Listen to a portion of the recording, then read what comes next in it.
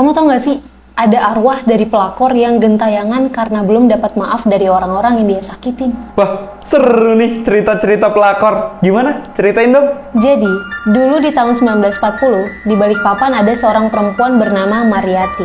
Si Mariati ini tuh cantik banget. Dia tuh tetap kelihatan awet muda, walaupun dia punya suami dan udah punya anak. Banyak banget yang kepincut nih sama si Mariati. Dari anak-anak muda sampai yang tua tuh pada naksir sama si Mariati ini. Tapi, ternyata perilaku dan kepribadian si Mariati ini nggak secantik wajahnya. Hah? Kenapa tuh? Iya, si Mariati ini kan padahal udah punya suami. Tapi dia masih suka ngerespon laki-laki yang naksir sama dia. Bahkan nih ya, laki-laki yang udah beristri.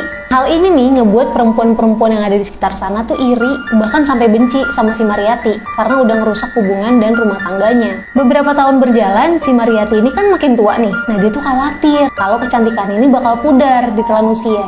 Jadi dia pasang susuk biar dia kelihatan cantik terus.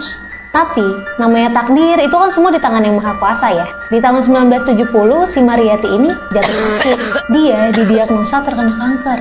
Akhirnya, dia harus dioperasi. Tapi sebelum operasi, susuk-susuk yang ada di tubuh si Mariati ini ya harus dikeluarin dulu. Nah, dokternya si Mariati ini cuma berhasil ngeluarin susuk yang ada di kepala sampai di pinggang doang. Nah, untuk susuk di bagian tubuh yang lain nih, belum bisa diambil. Tapi sayangnya operasi si Mariati ini nggak sepenuhnya berhasil. Kanker itu masih bersarang di tubuh Mariati. Tapi karena beberapa susuk udah dilepas, perlahan keriput yang ada di kulit Mariati pun muncul. Rambut Mariati juga udah mulai memutih. Ya, sesuai dengan umur si Mariati yang udah menginjak 60 tahun. Makin hari penyakit Mariati ini makin parah. Bahkan sebagian tubuh Mariati ini mulai dan ngeluarin bau yang nggak enak. Tapi sampai saat itu juga belum ada yang bisa ngeluarin sisa susuk yang tertinggal di tubuh Mariati.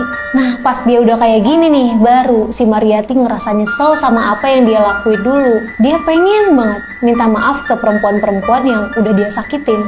Tapi ya percuma, orang-orang itu nggak akan ada yang mau jenguk si Mariati. Sampai suatu sore, ada seorang tokoh agama yang mau ngebantuin nih si Mariati buat ngeluarin susuknya itu. Dan akhirnya berhasil. Tapi sayang banget, sore itu juga Mariati menghembuskan nafas terakhir. Tokoh agama itu meminta untuk si Mariati ini dimakamkan hari itu juga. Namun, banyak keanehan nih yang terjadi. Kayak supir yang membawa mayat dari Mariati ini mendengar ketukan dari dalam peti Mariati. Lalu, orang yang mengiringi mobil yang ngebawa mayat si Mariati ini ngaku kalau dia ngelihat Mariati malah duduk di mobil itu sambil melambai-lambai. Melihat adanya kejanggalan itu, mayat dari Mariati ini di bagian kepalanya dan kakinya dengan paku sebelum dikuburkan. Katanya itu bisa ngebuat arwah dari si Mariati ini gak ngehantuin orang-orang lagi. Tapi ternyata setelah hari pemakamannya itu, hantu Mariati ini tetap kelihatan gentayangan di sekitar sana. Dia mengetuk-ngetuk pintu-pintu di rumah-rumah dan meminta maaf. Tapi setelah pintu itu dibuka, yang ada hanya sosok Mariati tanpa...